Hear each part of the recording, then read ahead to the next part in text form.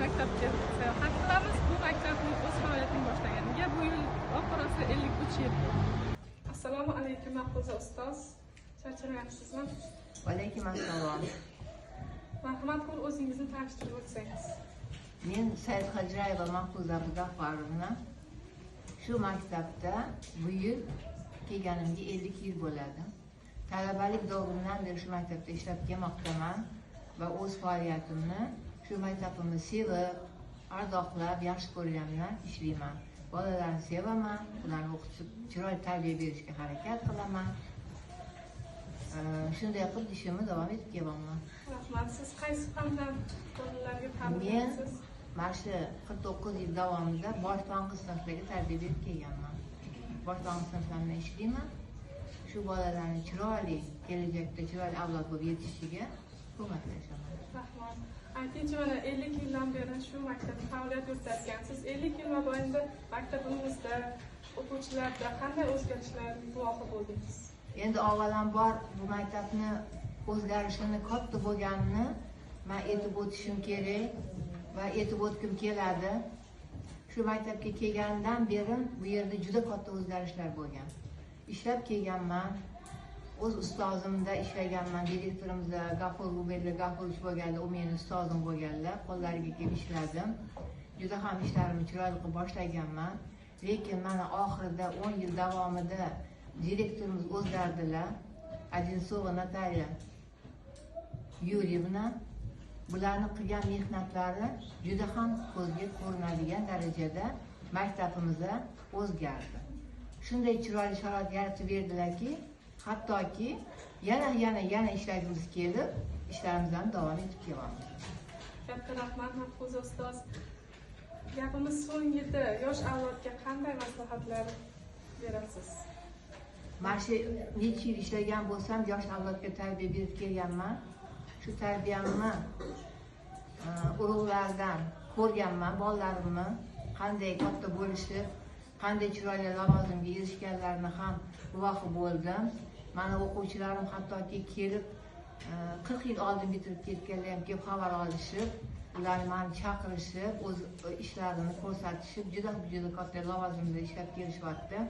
Bu yosh avlodlarimga ham shunday chiroyli tarbiya berib, ularni kelajakda o'z vatanini sevishga, mana bizda hozir yangi fan kiritildi, kelajak soatida o'z vatanini sevishga, bir-birini hurmat qilishga, o'zidan kattalarni e'zozlashga o'rgatib kelmoqdaman.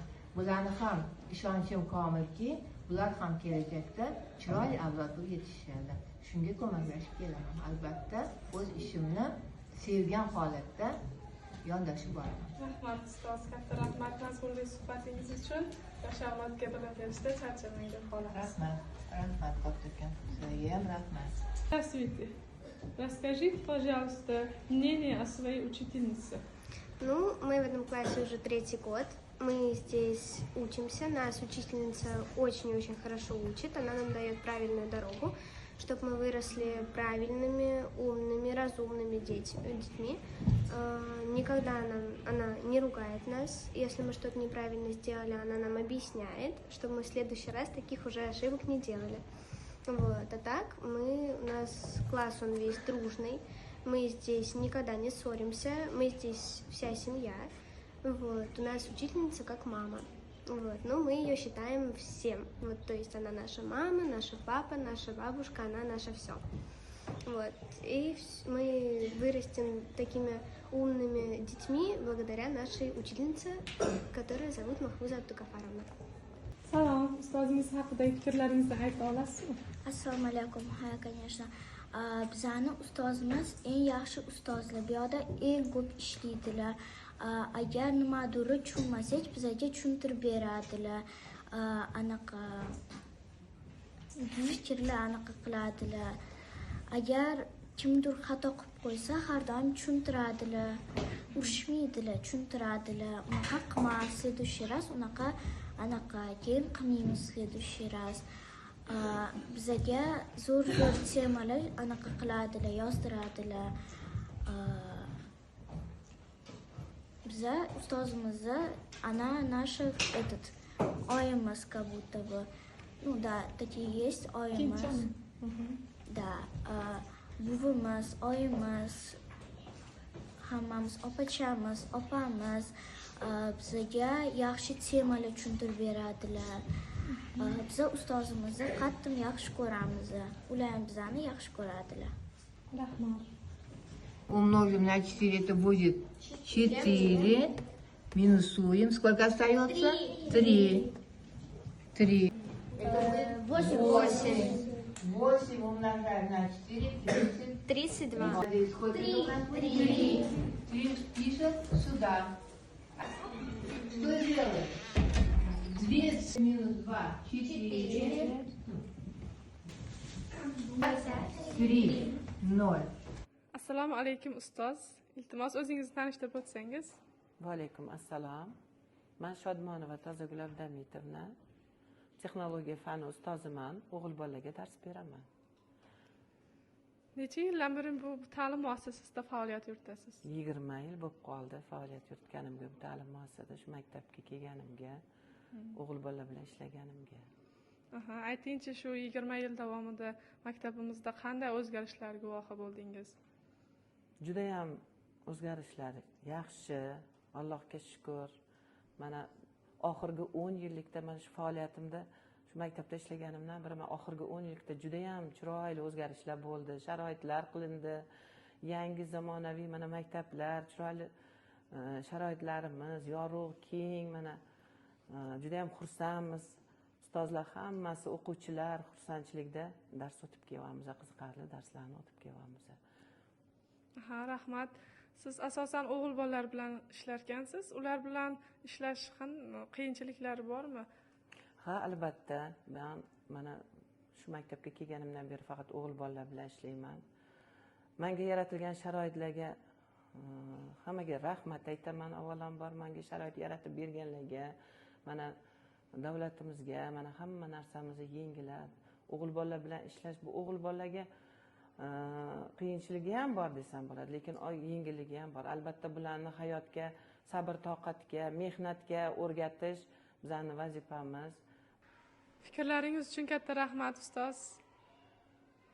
Rahmat sizlarga ham. Sog' bo'linglar, salomat bo'linglar. Ish faoliyatingizda charchamasdan yuring. Sog' bo'linglar. Rahmat.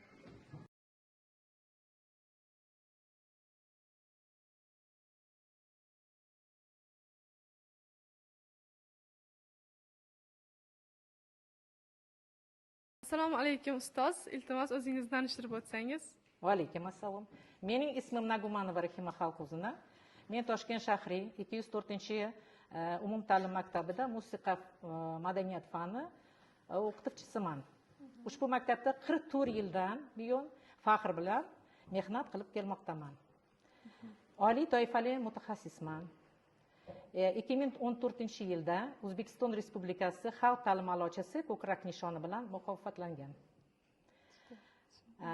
Musiqa madaniyat darslarida o'quvchilarda musiqaga muhabbat uyg'otishga, musiqiy asarlarni tinglash orqali estetik didni rivojlantirishga, vatan va do'stlik haqidagi qo'shiqlarni ijro etishga alohida e'tibor qarataman.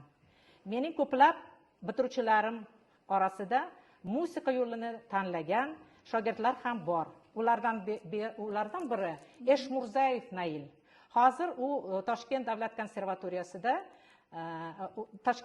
konservatoriyasining skripka yo'lini tamomlagan.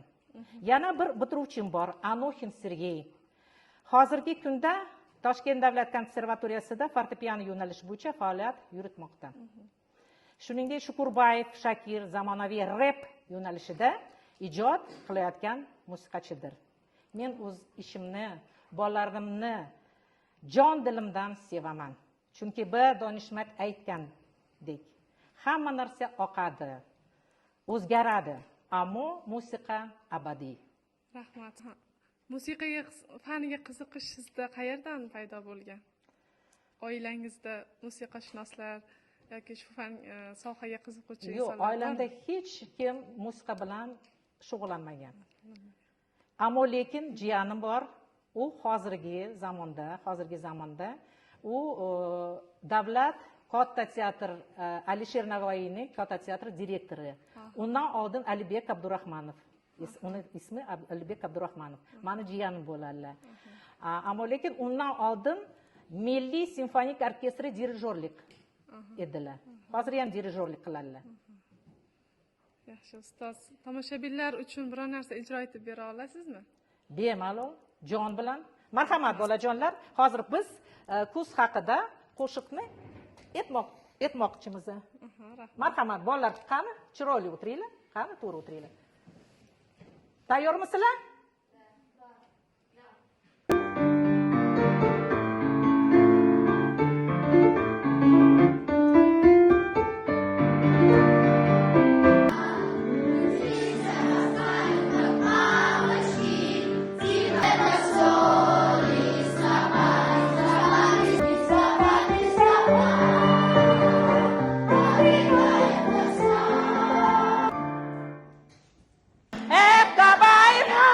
Дойра звенни, всех собирай, круг выходи.